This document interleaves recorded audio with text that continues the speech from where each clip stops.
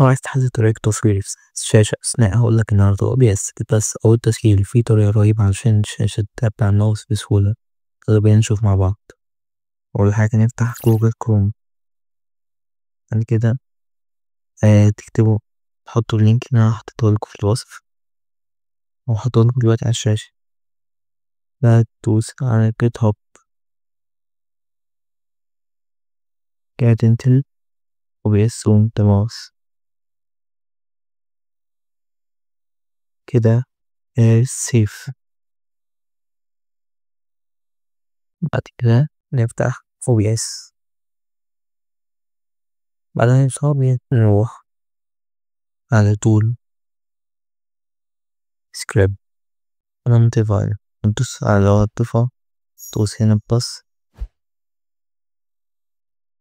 وبعد كده نروح على المكان انت مسايب فيه الفايل وتدوس عليه وجيت اهوت. هنا انت تختار، بعد كده تعمل تروح عند setting، تحط كي، تنزل اهي. انا عامل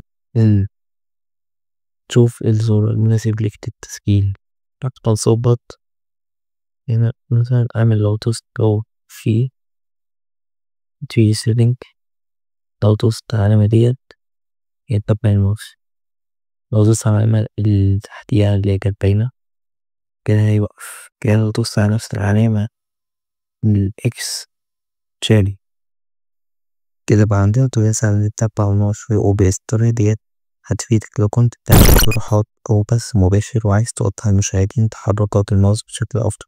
لو عجبك الفيديو ده متنساش تعمل لايك وتسبسكرايب وتشاركه مع أصحابك. أشوفكم في الفيديو اللي جاي، مع السلامة.